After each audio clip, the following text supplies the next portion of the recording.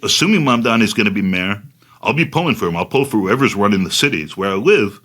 But I wish that we had answers to some of these things before handing all this power to him. And it's clear we're not going to. Hello, everyone, and welcome to the Focus Group podcast. I'm Sarah Longwell, publisher of The Bulwark, and this week is the first show in a series of the big off-year elections of 2025. I am, of course, talking about the New York mayoral race. This is a big one, not because there's that much doubt about the outcome. It looks like Zohran Mamdani, the Democratic Socialist state assemblyman, who is up about 15 points in most polling averages, which is still worse than a generic Democrat. So he's gonna be the next mayor, barring some wild polling miss. His main opponent is Andrew Cuomo, who's running in the general election as an independent after a pretty epic defeat in the primary, and the Republican candidate, Curtis Sliwa, whom I guess called a smart man, but not a serious man. He also has a curious taste in headwear, like hats. He's a weird hat guy. But Zohran, red beret. Yeah, the red beret. Cool. But Zohran Mamdani has been held up by many as a national model for how democratic socialism can win elections. I want to explore a couple of groups of people on the left of center, people who are supporting Mamdani now but didn't turn out for him in the primary, as well as his hardcore Democratic detractors who picked Cuomo in the primary, because I'm curious how much of his appeal is his ideas and how much is his telegenic personality. My guest today is a repeat from the show we did before the primary, Harry Siegel, senior editor at the nonprofit newsroom The City, creator and co-host of the FAQ NYC podcast, and a Moynihan public scholar at City College. Harry, thanks so much for coming back. You were such a fun surprise guest for me the first time. I wanted you back as soon as possible if I was going to be forced to talk about this race. I wasn't even going to do it unless you were the guest. I was like, I'm going to ignore it completely. But you said you'd come back, so thanks for doing it. Thanks for having me. It's a pleasure to be back. Yeah, you're a guy who really knows New York politics. And so you have this podcast mini-series called City Hall Free for All. I like that title. I think naming things is good names for things are important. Yeah. So what have been the craziest things to happen in this mayoral race since the June primary? And then I guess just how does that stack up against other primaries you've covered? It's been a really weird cycle. We have our primaries in June now, as you mentioned. It used to be in September. So it's a long race. And basically, in a lot of ways, nothing has changed. There have been all these moments where people sort of pretended at a change, or the Post started crusading to create a change. The NFL headquarters shooting, as it turned out, in Midtown was one of those. Mamdani was away in Uganda on his honeymoon. And it was like, oh, this is going to be some sort of moment when people realize that there was a lot of speculation early on about what the shooting was about, that his politics are unacceptable or terroristic or dangerous, that he doesn't have the experience, all these things. And that did not whatsoever play out that way. To this point, I don't think the race is totally over. There's two debates happening. The first one's this week. The next one's next week. Trump has just declared today, as we're recording this, peace in the Middle East. It's a big moment, and things can shift. There are big externalities in the world. But he is clearly running away with it.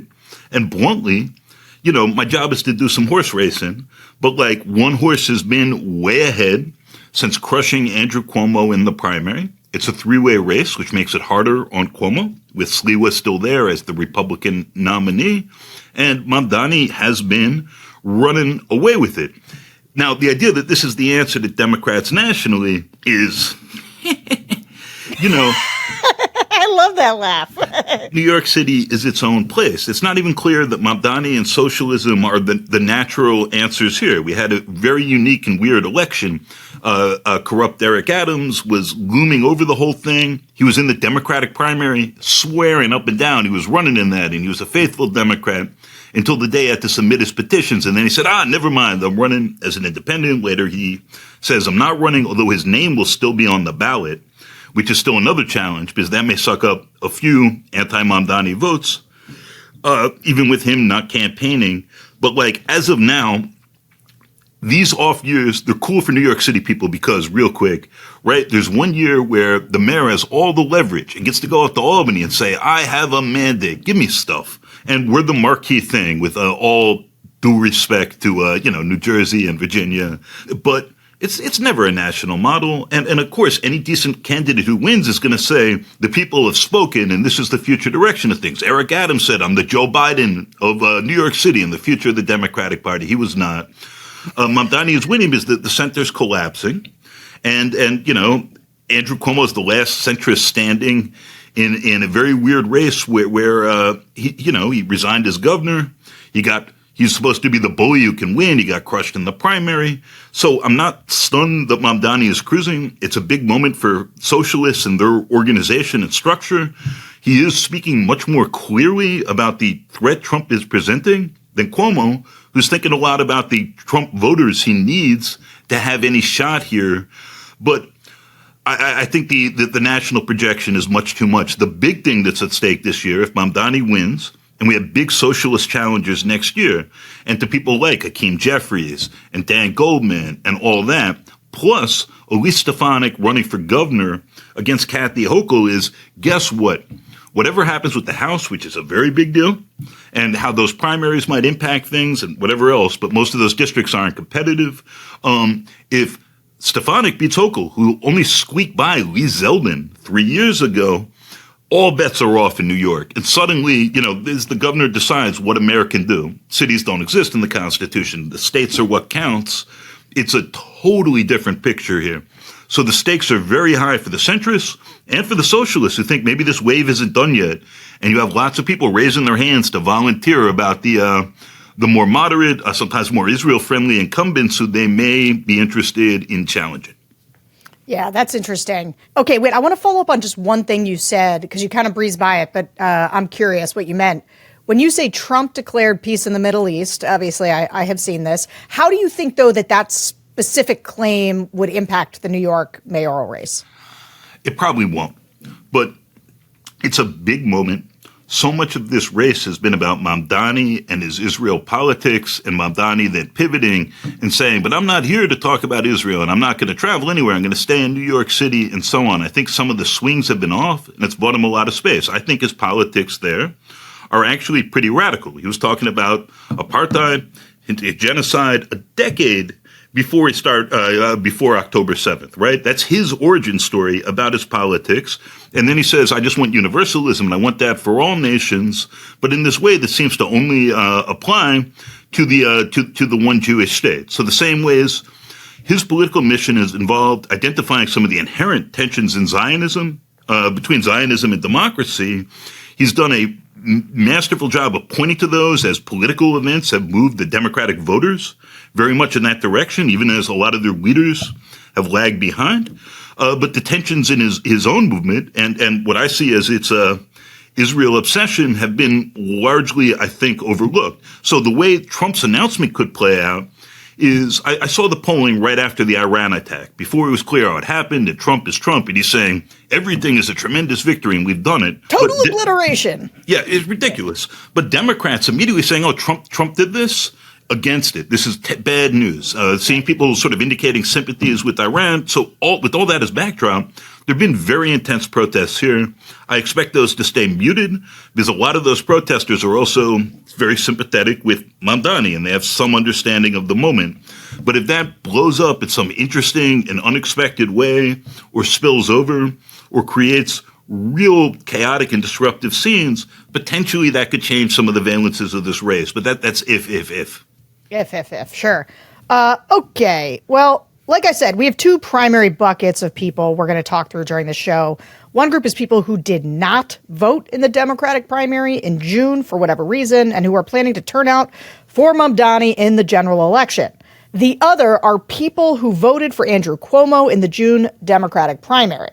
Spoiler, most of them are sticking with Cuomo. So let's listen to how the pro-Mamdani voters are talking about him. I used to be listed as Democratic because I feel like my ideology and principles typically align mostly with the principles and ideology of Democratic Party.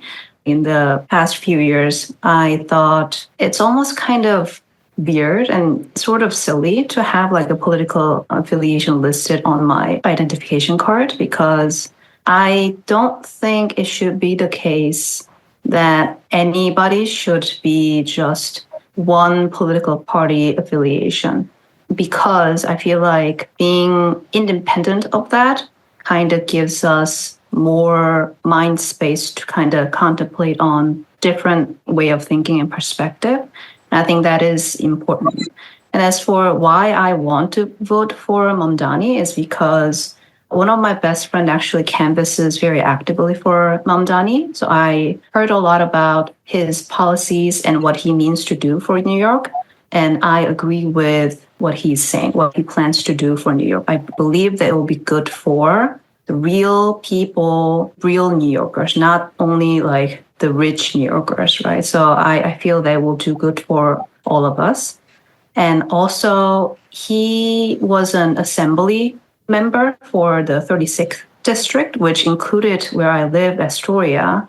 And when he was the assembly member, I noticed that we would get regular email communication from him, which was different from like when we had other people representing that district. So that I feel like kind of touched me personally to kind of see his sincerity in, bringing about change and then communicating with people. I just graduated college in May and moved out here because I was attracted to the entertainment industry in New York. And I moved here with 5 of my roommates from college. We all live in the same apartment in Brooklyn together. And the thing that scares all of us the most about this city is just how expensive it is. So I couldn't vote in the primary because I wasn't here yet. But Zohran seems to be the only candidate that takes that seriously in a way that aligns with my personal ideology.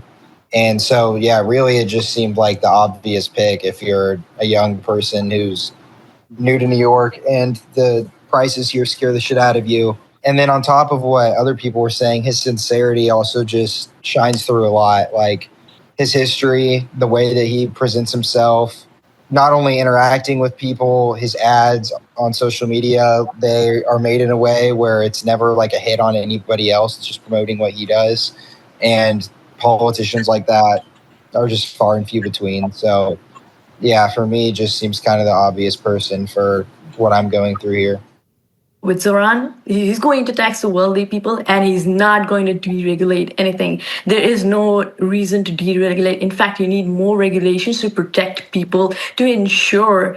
My focus is always on healthcare because I see people die because of the lack of funding, because of the bureaucracy, because of so many things that were preventable, things that could have changed so many things for that person. I mean, it's not just one person dying, it's the entire family being affected by it and them losing faith in everyone, even their own politicians, not even just your doctors. So, I don't want anyone to affect the health system, the research system. I definitely do not want any reduction in regulations. Deregulation does not work. Trickle economy does not work in capitalism. It just does not work. Otherwise, Elon Musk right now wouldn't have $500 billion to his name. And that's it. The conflation of Zionism with Israelis and Jewish people more broadly has long been annoying, but it has also proven to be a really useful political cudgel for politicians across the political spectrum to say that, this other politician over here, he's anti-Semitic, or this politician over here, she's anti-Semitic. And it's been useful. And I think when Cuomo insinuated the same rhetoric against Mamdani, definitely a few months ago, I remember being like, I rolled my eyes like this again. And I was partly, listening to folks in the city and, just nationally on the news and stuff like that. Like, are people buying this? I wanted to know because I didn't buy it. Your ambition just met its match with Robinhood. You push yourself in everything you do, constantly scanning headlines for insights, always keeping an eye on the market. Robinhood puts you in control of your money. Trade stocks and ETFs, options, futures, and crypto all on one platform. You can now build and execute your own trades from a desktop with Robinhood Legends advanced tools. Or take advantage of the new Robinhood strategies with a tailored portfolio managed by a team of experts. You expect more from yourself, expect more from your money. Get started today at Robinhood.com/yourmoney. Again, that's Robinhood.com/yourmoney. Because your money, your move. All investments involve risk, including loss of principal. Options, futures, and crypto trading carry significant risks and may not suit all investors. Securities offered through Robinhood Financial LLC, member SIPC. Futures trading is offered by Robinhood Derivatives LLC and not FDIC or SIPC protected. Crypto offered through Robinhood Crypto LLC, NMLSID 1702840, not FDIC or SIPC protected. Portfolio management offered by Robinhood Strategies, an SEC registered advisor. Okay, so Mamdani's campaign has really ignited thousands of hot takes about this guy's talking, there's people all over the news talking about this guy since he won the Democratic primary. What do you think the popular narrative about him has gotten right and gotten wrong? Because he's a caricature now. I have a vision of Mamdani that is, I don't think it's rooted in some conversation up here. So tell us what is the popular conversation getting right, getting wrong? That's a great question. I think what the popular conversation is missing is how wildly ambitious what he's promising is and how inexperienced he is, and the question of what he's actually going to be able to deliver on. The one thing he promised that had any connection with his 6 years, 5 years, in elected office in his previous life was free buses, because he was involved in getting a pilot program passed for a year. He was then one of the reasons that didn't get renewed for a second year, which is like an inside Albany story. But that was it. So that the free bus thing was super important, not just because it gave him, this rhythm of childcare and rent frees and free buses, but because he could say, I can do this because I've done it. And he couldn't say that about anything else. It was one line in each borough. It was 1 year. It actually had mixed signs of success, and he derailed it, the second year. So there are these big questions there. And I think what the narrative has gotten right, and you could hear it in what several of the people in your focus group were saying there and hearing the whole thing, is that the credible, sensible centrists are not really offering a vision or clarity. Andrew Cuomo's the development guy, and he just put out his first development plan, and it was keep Rikers open and don't open these borough jails we're supposed to have. It sort of came out of nowhere and late. It just seemed weird. And what's he about? He's imitated a lot of the Mandani things. Mamdani has the free buses. Cuomo now has free trains and buses for poor New Yorkers. Again, came out of nowhere. It just seems like a messaging effort, and then you're trying to back end a policy to match and whatever. And if I win, I'll figure it out from there. So you have people who have checked out of the Democratic Party, have checked out of our politics more generally, who are like, these people aren't delivering. Maybe some of them were kids in 2008. And, and came from places that, unlike New York, had really long staggered recoveries. And this screwed them up when they were leaving college or whatever. And here's somebody saying, we can do more, we can do better. This isn't all just about compromise. And there is a clarity there and a messaging success that's broken through in large part, I think, just because the alternatives are so unappealing, one, and exhausting, two. So it's impossible to even start talking about Andrew Cuomo. If Trump charges Tish James, Cuomo puts out a very both sides, they all do a lawfare statement without anyone's name, and then a second statement saying this is bad and this shouldn't happen to Tish James, using her name once, right? But he leaves office, he resigns as governor after she puts out a report confirming some of the sexual harassment allegations against him and adding another one. And that's a really complicated can of worms that, I'm just touching on here.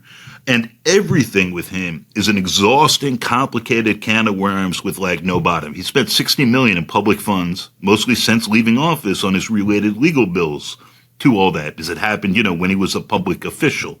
And so a bright, appealing young guy saying, let's see if we can do more is really refreshing. And as some of those folks were mentioning, the woman who knew her assembly district and the number, God bless you, right? He is actually talking to people all over the city, reading stuff, taking in that information, responding to it. Of course, some of that's performative. It should be. He's a politician, and you're representing people, a representative. But it seems like there's some actual exchange that relates to ordinary New Yorkers, and you do not get that sense from his primary opponent, Andrew Cuomo. You didn't really get that from Eric Adams, who just had all sorts of compromises and crumbs and inside friends and then relations with Trump. And it's given him tremendous running room. And I think an awful lot of people who are not actually socialists, who are not like that one lady was saying, I don't know about capitalism. You don't need to get to all that to get there. You don't really need to get to Israel particularly to get there. And it was notable to me hearing, again, the full extent of the focus groups. It comes up, but it was not at the center of their conversations or concerns one way or the other. It's just locally, the city is draining. It can feel exhausting, very expensive, arduous, dangerous, across classes, income scales, neighborhoods. That's a real thing. And there's one guy talking about it, and it means let's close our eyes and hope for the best, swallow a little disbelief and see if this guy can do it. He's run a very good campaign. It's shifting dynamics in Albany. People are very on board for that. I do think the execution will be brutal. And I think the pressures coming from the Trump administration are going to be incredibly intense. And so the affordability guy, if he's at all competent, is going to have to function as the austerity mayor. And then he's done a wonderful job of messaging his principles when it involves there's lots more money. And we can raise this corporate tax. It'll only be the same as New Jersey's. And it's not really true, but whatever. It's good enough to, have your one-liner and move on. But he's going to have to figure out how to do more, as he's promised, with less. And the idea that there's some way to extract money from Albany that's all going to go to New York City, right? That's not how Albany works. And that money's there and comes with no other concessions is on the face of it ridiculous. But the hope of someone who's listening, who's identifying actual problems, who sounds like a human being, who's speaking more or less directly has had a lot of appeal. And lastly, it's just drawn new people in, right? And you can hear that in that group who couldn't figure out the Democratic Party, weren't necessarily voting, we're new to New York and all that. And there's a suggestion in that he's going to, again, outperform his polling numbers because you're not just dealing with your triple primes, right, who show up for every election. That's right. Okay. Now, one question we wanted to probe in these groups is how much of Mamdani's appeal is based on his policies versus his personality, which is, I feel like, what you're really trying to tease out there in terms of what people aren't paying enough attention to. And I think the vibe we got from our group that people were at least anti-socialism, if not outright pro. So let's listen to how that sounded. I think he said something that I saw online a little while ago that I thought was just very poignant, which is New York City is the greatest city in the world, but it's how great can it be if nobody can live there or nobody can afford to live there? And I think that sort of is just underlying all of his policy. I think there's a very clear through line with affordability and access and making sure that this place is available to the people that live in it and the people that want to live in it, not just the people that can live in it. So I think especially taxing large corporations, taxing 1% of earners in New York, that's great. That helps get money for public good. I think making things like transportation more affordable, right now the bus is $3 a ticket. I don't know, people should be able to go on the bus without spending $9 a day or whatever. Across the board, housing, childcare, all these things, making things more affordable for people, these things that should be public good or just, communal good, that's great. Rising prices. And I'd heard about this stuff before, and it was always the root cause was politicians that claimed that it was everything from whoever the boogeyman of the moment are, immigrants one day, it's regulation the next. And I'd really, I started, reading more about capitalism and I started thinking, I was like, well, I think that's it. And so, voting for folks in the past who were things are bad, but don't touch capitalism, or at least don't touch finance capital that, supports a lot of the political establishment we have in terms of Republicans and Democrats. I thought, I was like, all right, are they trying to trick me? I think I know what's going on. And younger me didn't know this, or younger me wasn't confident in articulating this. I think maybe older me is sort of like, sitting with folks who are like telling me everything is the problem except what I think the problem is. I think he is a new breed within the Democratic Party, and also he has socialist tendencies, which I feel like a lot of politicians, regardless of a political affiliation, they kind of fear as American. I think that might be due to like the lingering effects of like the Cold War era. I'm not sure what it is about, but I think it is good to have diversity within the Democratic Party. And definitely what Zohran brings to Democratic Party represents something that's more like kind of down to earth. They can connect with younger people. So I feel like it's necessary. This show is sponsored by Quince, one of my favorites. Cooler days call for layers that last, and Quince is my go-to for quality essentials that feel cozy, look refined, and won't blow your budget. This is one of those sponsors that has really become a mainstay in my house. Think $50 Mongolian cashmere, premium denim that fits like a dream, and luxe outerwear you'll wear year after year. These are the pieces that'll turn into your fall uniform. I love a fall uniform. I'm eyeing their wool coats and their fleece vests. You know how I love a vest. They look designer level, but cost a fraction of the price. And the quality, honestly, just as good, if not better. Fall is like the Super Bowl for lesbians, and the fleece vests are a key part of that. Because Quince partners directly with top-tier ethical factories that cuts out the middleman, they deliver luxury quality pieces at half the price of similar brands. It's the kind of wardrobe upgrade that feels smart, stylish, and effortless. And I like clothes stuff that's effortless. Find your fall staples at Quince. Go to quince.com/thefocusgroup for free shipping on your order and 365-day returns. Now available in Canada too. Lucky Canadians. That's QUINCE.com/thefocusgroup to get free shipping and 365-day returns. Quince.com/thefocusgroup. Thanks, Quince. Has Mamdani pivoted at all in the primary? Because I saw that the DSA was maybe threatening to unendorse him because he's not being socialist enough. Tell me what's going on here about his normally the centrist broad pivot. Has he done that at all? Yeah, he's done just enough of that. And a lot of it is, your half-step, two-step stuff. He told the New York Times he was going to apologize to the police for something he said in the George Floyd moment about them as like racist and homophobic and a threat to public safety. He hasn't actually given that apology and clearly doesn't intend to. And then he signifies he's just such a good messenger. I'm having all sorts of conversations with police officers and sort of suggesting that thus it's already happened and things like that. So he's trying to straddle that carefully. With the policies versus personality stuff, it's been a big pivot since the primary.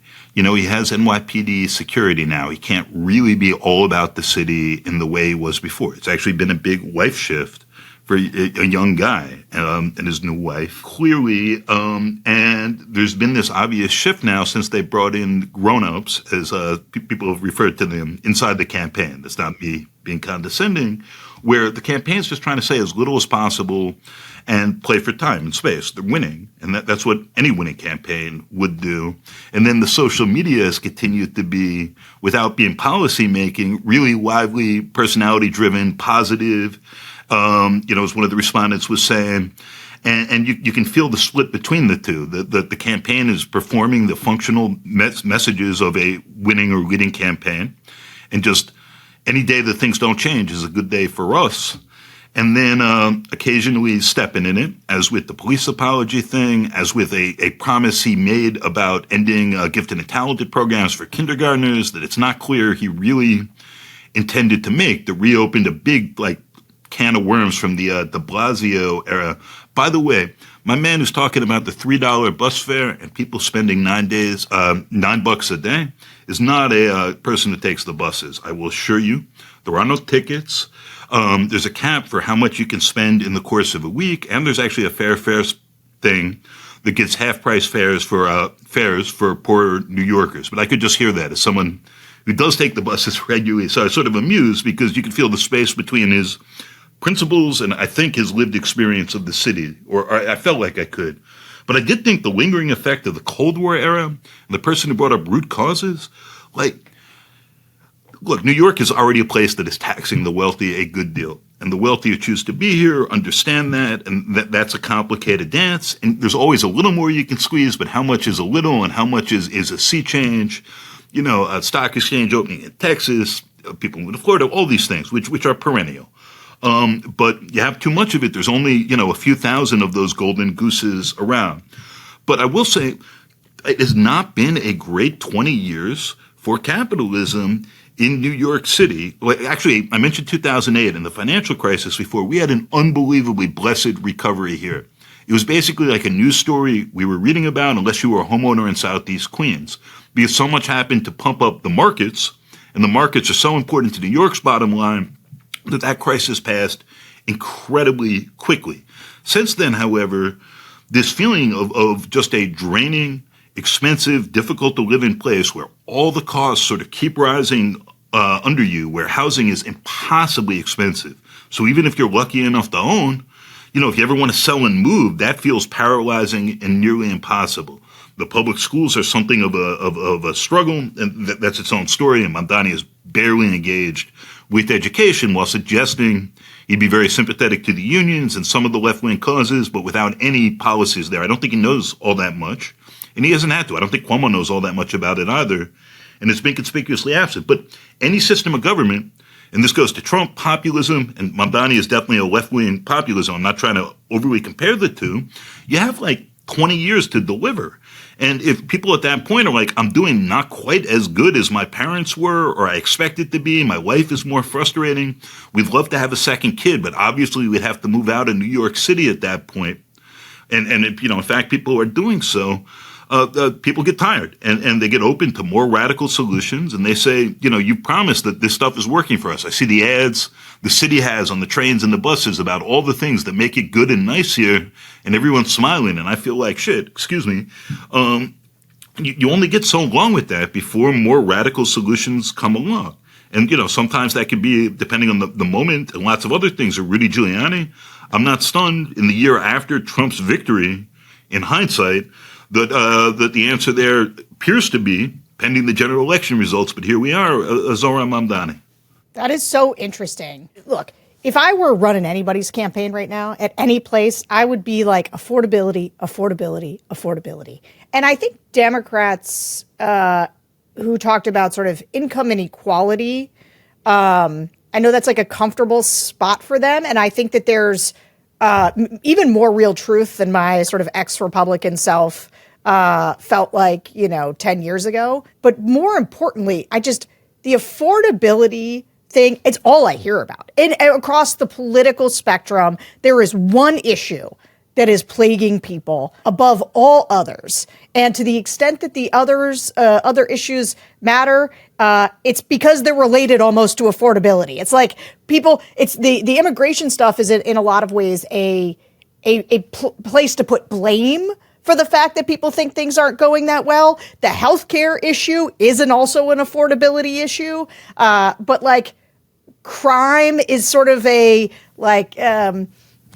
people can't afford things, so they're just walking into Starbucks and taking them, kind of, which that is not the only reason. But like part of the crisis in places like San Francisco and others are because they have an enormous homeless population because you can't afford to live in the cities anymore. And so everywhere you turn, affordability is the thing. And if Democrats and Republicans weren't going to solve the affordability thing, it is not shocking. Like there's a line, I think David Frum had it, which is like if sort of centrists aren't going to secure the border, the authoritarians will, or the fascists will. Sort of feel that way. It's like if normies aren't going to solve the affordability crisis, people are going to start looking at both the populists on the right and the left to do it. Like you can see how they get to socialism. I'm sorry, but does that sound right to you? It really does. And, look, at a certain point, if the prices keep going up, to the things people are sensitive to, all other issues feel like a backdrop. And this is not Weimar Germany. We're not Argentina. Currencies aren't getting revalued instantly. But it's been a very long period of a rising tide that seems to be drowning a lot more people than it's raising. And that's not sustainable for any political establishment. And the space between inequality and being like, these people are so obscenely rich and whatever, and that has lots of ideological and complicated valences. And affordability is just, if enough people feel like things aren't affordable enough, that I'm working, I'm doing things, and this is too much of a strain, you can't maintain any sort of political establishment. And people are going to be open, as you're saying, to more radical solutions. And I agree, all these other issues are tied to that. Like, there's been a lot here about the deliveristas. I know, in Chicago, they've been one of the big targets of enforcement.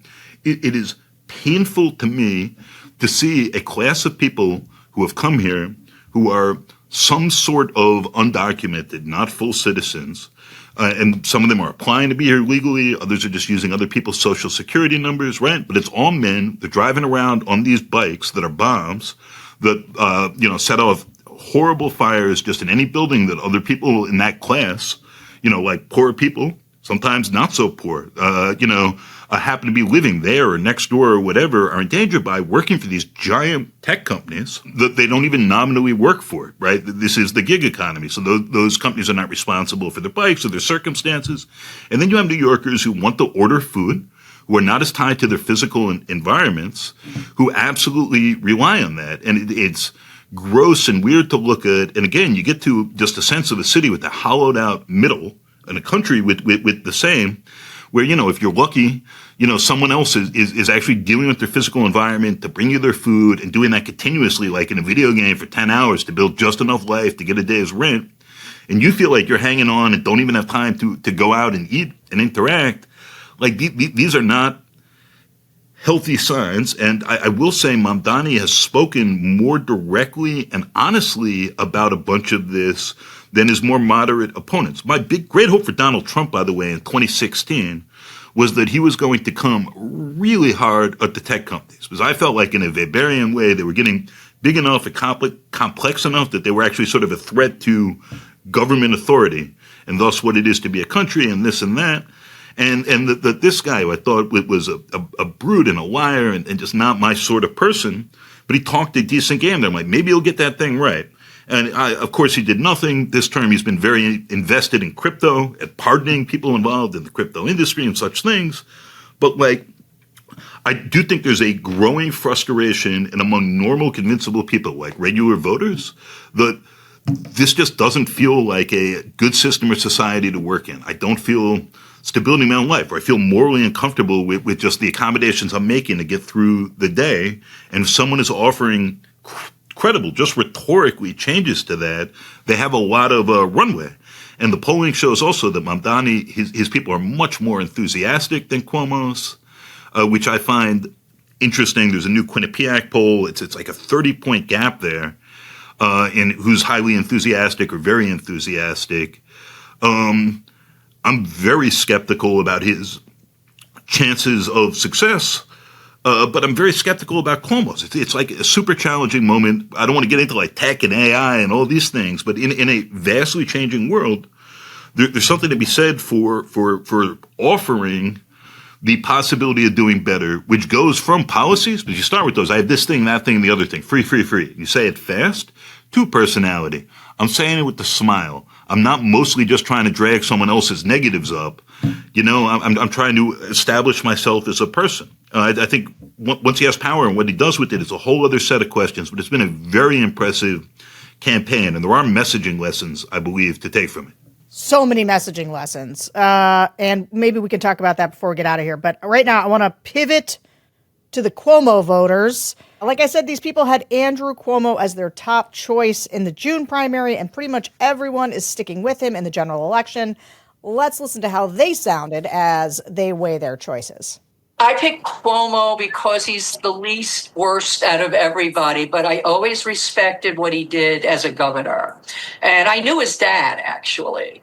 When they were trying to close down my college in your college many years ago, they kept trying to close us down, and I met his father, who was the class act in the world. I don't want Mandani. He never had a job. I mean, come on. It's kind of stupid. He is a billionaire, or his parents are. I don't know how somebody could relate to that. He's not going to get any of this stuff approved. It sounds nice. And I read body language. He is so polished. My God. Now, who does that remind you of, ladies and gentlemen? Oh, Adams, when he first stopped, very expensive suits, swagger. He's got, and that Mac the Knife smile. And you could see all the glow around his smile. There is no substance. He's 38 freaking years old. Why doesn't somebody offer me a real kick-ass job? I'll go in the Big Brother house for 3 months and make it 3 years. And, I won't have to do a damn thing. You have to have experience now. I don't want Trump coming to our city and saying, it's embarrassing because now, like even Andrew said the same thing on The View. Here's something. We're going to be the joke across the United States, like he said, because everyone's going to think that Democrats are socialists. I don't care if I have a free bus. I like to have senior fare. Because where is he going to get the money? Out of thin air? Is E.T. going to come back and drop a bunch of stuff, in New York? And there is no reality here. And he's going to encourage Trump. Not that I wouldn't even listen to him, but a lot of New Yorkers don't want him. If you read the polling where Mandani's winning either way, but just for me, like I know I want to vote for Cuomo, but they're both siphoning votes. And I think no matter how you turn it, it's over. Like, we already know how this movie ends, and we're just gonna, hope for the best, put our heads down and fight it like New Yorkers. But at least for me at this moment, I can't say for sure who I'm voting for. From now until then, he's a disgusting sex pig. He's an asshole. He should not be running, but he's the only person running against Mandani. So what am I going to do? He's not Weinstein. So there's that. You mean Epstein? He's not going around criminally raping people from our understanding. So it's like, okay, he's old school where that was, something that happened. We ladies know. And so it is what it is. I still feel he's the best choice. It's not ideal in that regard, but at least he's outed for it. And let's move on, because like Trump, he has raped people is what we're hearing. And that doesn't seem to be a problem for any voter. When it comes to politicians, it's the lesser of the evils. Sliwa is not even on the table. Mandani, same thing, not on the table. Cuomo, a lot of people have said he has the experience.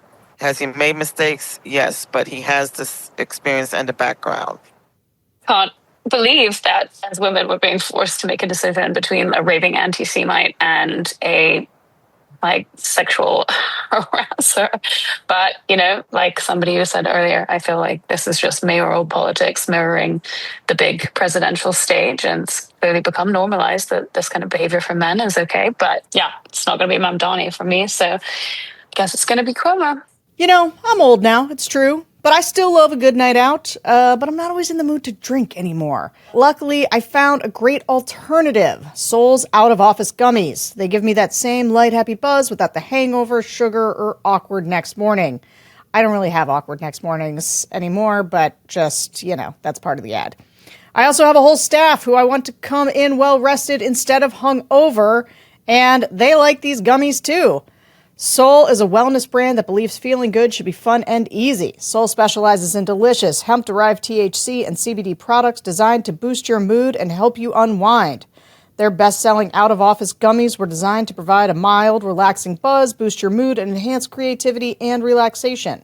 With 5 different strengths, you can tailor those to fit your vibe, from a gentle 1.5 milligram microdose to their newest 15 milligram gummy for a more elevated experience. With wellness at the forefront, you can feel good about what you're putting in your body. All of Sol's products are made from organically farmed, USA-grown hemp and are vegan, gluten-free, low in sugar, and federally legal. Bring on the good vibes and treat yourself to Sol today. Right now, Sol is offering my audience 30% off your entire order. Go to GetSol.com and use the code TheFocusGroup. That's GetSol.com, promo code TheFocusGroup for 30% off. So these were the Democratic primary voters, but they still have a kind of like bracing for impact attitude towards Mamdani.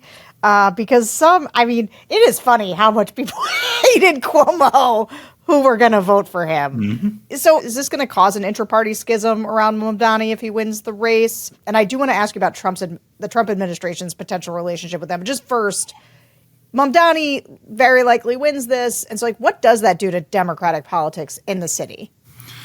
They realign around Mamdani as a starting point.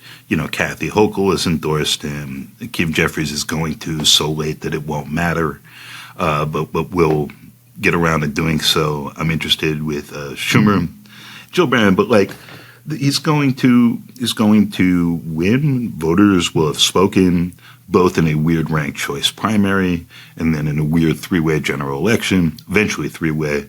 But that's how politics works, and on some level should work. It is like a very complicated dance of being a leader and being where voters are. And in this case, Mamdani was in a lot of ways closer to voters on some of this, and I understand why it's complicated for the national figures, in particular Schumer and Jeffries, right? Because they're thinking about swing voters in other states, people who really do just hear socialism, let alone communism, and recoil.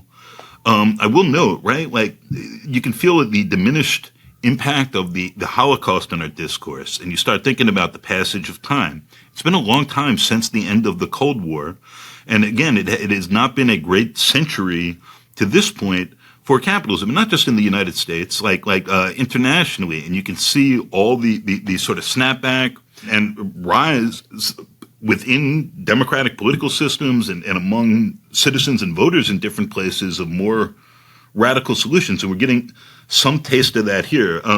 Shout out to Kurt Weill while we're talking about these things. The Mac the Knife smile. I love that.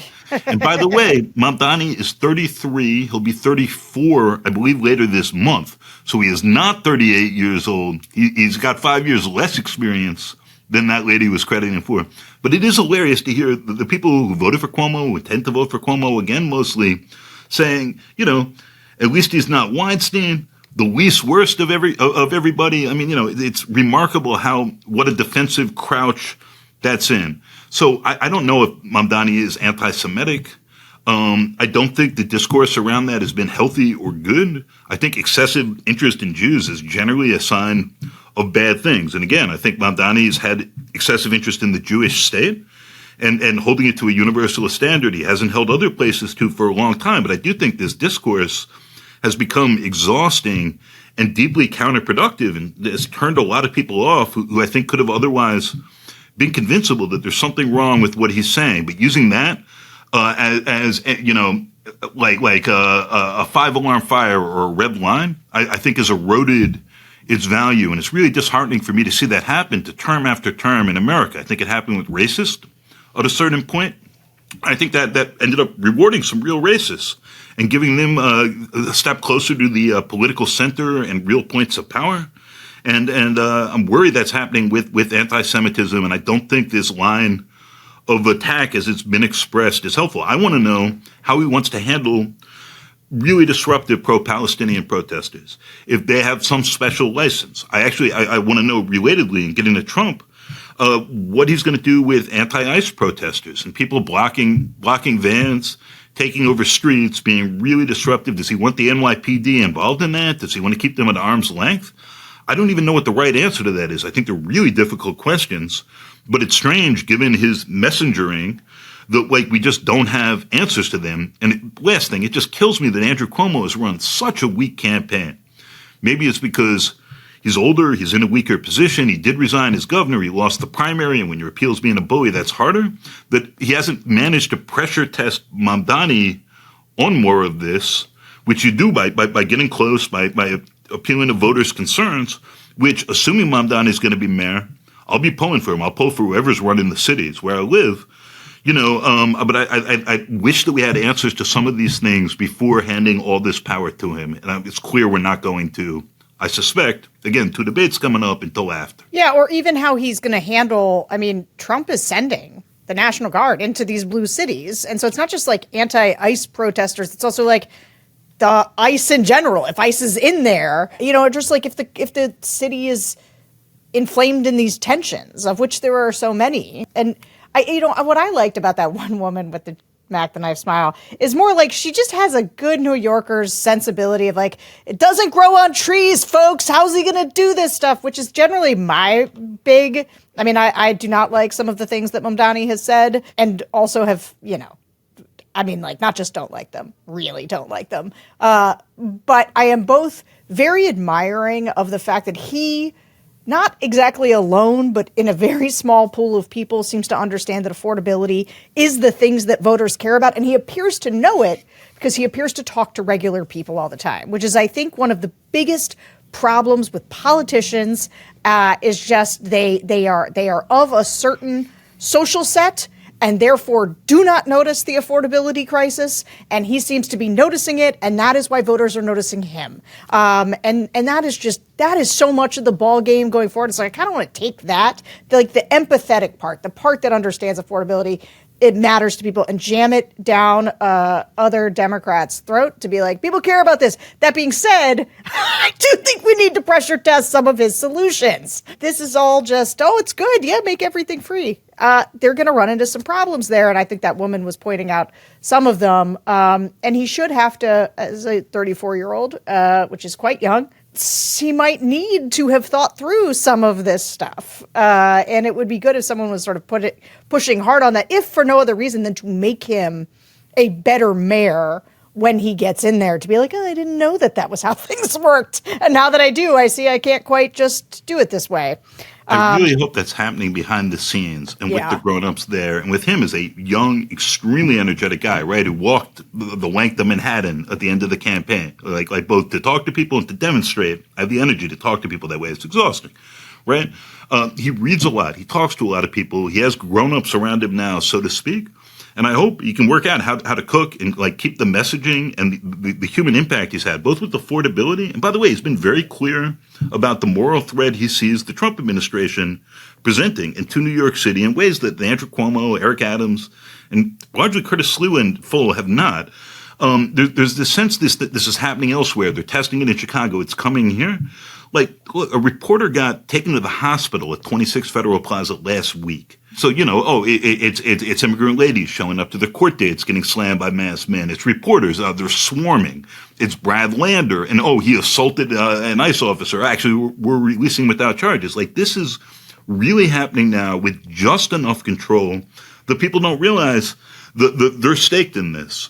I have a more direct understanding, maybe because I'm a student wise and whatever, but really because I'm in journalism and I'm seeing the palpable threats to members of the press functioning in ordinary and proper ways inside of public spaces.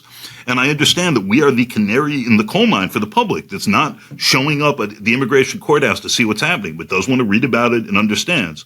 And if those people are getting roughed up, and then accused of being bad and disruptive actors when they're clearly just recording and monitoring what's happening there, something is already terribly wrong. And Mamdani has spoken to that. I'm actually skeptical of his solutions. I'm worried about some of the consequences, but I will greatly credit him. He sounds like a human being.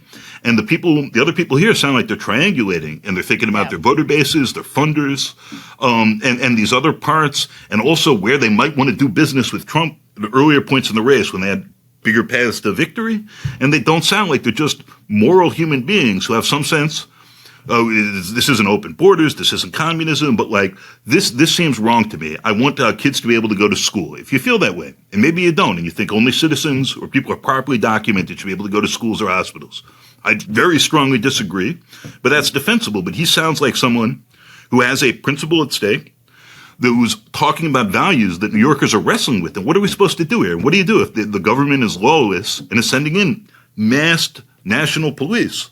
And again, this is already happening. It's just inside of courthouses and sort of in strange corners. And you have one candidate who's talking about any of that. I'm very fearful of the solutions, but I am impressed and appreciative for his clarity of communication about what's going on at the same time.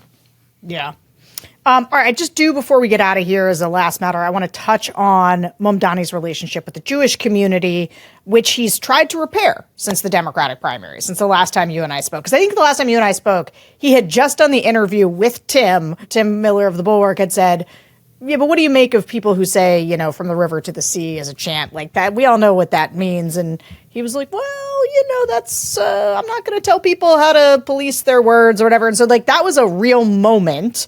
But he's done work on that. And so, I wanted to, we asked these voters, and there were a lot of Jewish folks in the pro-Cuomo group who were not having it. So let's listen. I'm Jewish, so for me, that's like a non-starter. So that wouldn't work for me because of everything that I hear, that the anti-Semitism is rife within his world. So that just turned me off. I think it's a big problem. With different politicians, we've seen that could be a problem, but then it becomes not a problem. But he seems so vocal about it, and the information's so rife all over the place that I would never take the risk. I think that could be a very bad path. And I don't think he's that capable. So it's that's just another straw. I also will concur that Mandani's anti-Semitic tirades are unacceptable. And I also think that Mandani is a little too polarized against specifically the rich. You can be against economic inequality, but at the same time, you can't simply demonize people simply by being at a certain economic level. There's a lot of propaganda that people have fallen for, and that includes some Jews who don't know any better.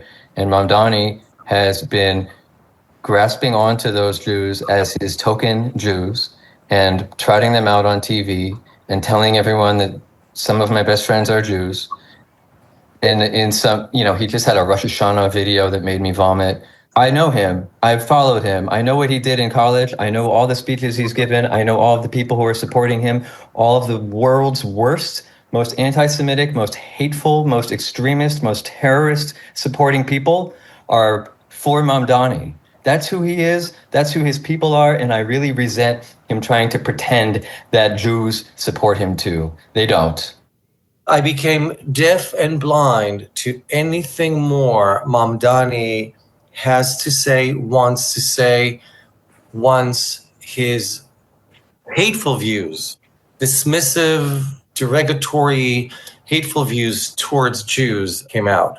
From old videos to quotes that statements that he made.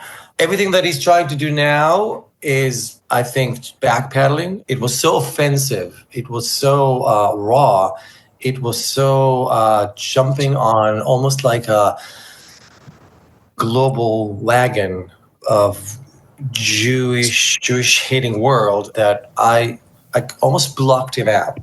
So I presume Mamdani has been doing some work with the Jewish community to try to repair some of that. How have you seen his sort of attempts at that evolve over the course of the primary? He was just celebrating Sukkot with these Satmar anti-Zionist Hasidic Jews in Brooklyn the other day.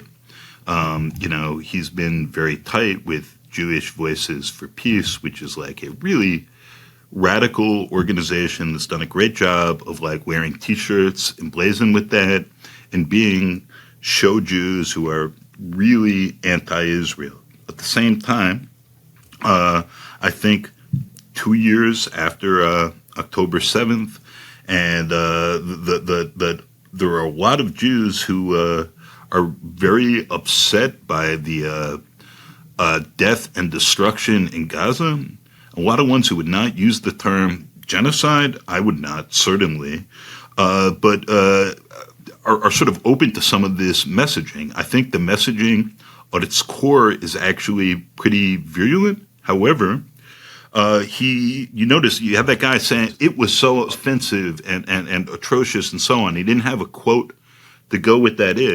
And the way Mamdani has messaged this, A lot of this is what lines people want to read between about what the implications are, and those are in very different places. And lastly, right now the polls have Cuomo at 60% support with Jews, Mamdani at 29%, the new Quinnipiac. I think Slee was at 8%. Right? That's a lot of Jews. There are a lot of different Jews in New York, and the idea that all the Jews who don't think that Mamdani's anti-Zionism is disqualifying aren't Jewish seems absurd to me. And like the term anti-Semitism, like sinking into that or saying this is all just for show and this isn't representing actual realities, I think is out of touch with reality, with polling, which, like focus groups, I always find really useful for just getting, here's how people are actually speaking and talking. And there's plenty of Jews who feel that way. They're distinctly a minority, a measurable minority, but there's enough of them there to sustain what appears to be, at this point, an easily winning coalition. So I think that there's a lot to take in about that. And I'll just note that this is also, as the middle class has shrunk here, as you have new alliances, winning political alliances that are coming in, as you have newly conscious South Asian voters and like Muslim voters who are excited about it first, who've formed a much more coherent political identity post 9/11. And that's circumstantial, but most political identities, and in fact, national and ethnic ones, are very circumstantial. That all that's worth considering at this moment. And I very much hope Mamdani, who has been trying to do repair work, is serious about that and thinks about the terms he's using. It's great that he doesn't want to say he now frowns upon other people using the phrase globalize the intifada, right? Which we talked about actually the last time I was on, and that was fresh. I hope that in having these conversations, he isn't just performing and he's thinking about some of this. And again, he pivots to universalism, but he seems to only be interested in these universalist values when those relate to the Jewish state. And I think that there's something upsetting and disturbing to a lot of Jews, about a 2-to-1 majority according to this polling, if you want to use that as a proxy, about that. Israel's a very young state. Speaking of the Holocaust now being a little farther off, and Judaism's relationship to a state of Israel, to the idea of it, to a temple, all these things has always been in flux, and the object of conspiracies. I'm very much hoping that as mayor, he may demonstrate a kindness and an empathy and an understanding of this large and politically significant but diminished population, along, by the way, with black voters, right, who are seeing the second straight black mayor, the only 2 New York has had, end up as an embarrassment and a one-term mayor, that, if he is as gracious as he seems, if his smile is as wide on the inside as is on the outside, he has some listening and thought to do about how he wants to present this and what it means to lead a decent and unified city. Harry Siegel, thank you so much for coming back on. And thanks to all of you for listening to another episode of the Focus Group podcast. We are going to be back next week. But in the meantime, I need you guys to go and rate us, review us, subscribe to us on YouTube. That actually really, really helps us out. And become a Bulwark Plus member at thebulwark.com. Harry, you're the best. You are a great guest. We'll see you guys later. Sarah, thank you for having me on again. And once you've done all those things, feel free to check out FAQ NYC and City Hall Free for All. And if you want more of this after an hour. Go listen to all Harry's stuff. I have become a real devotee because nobody knows New York politics like you do.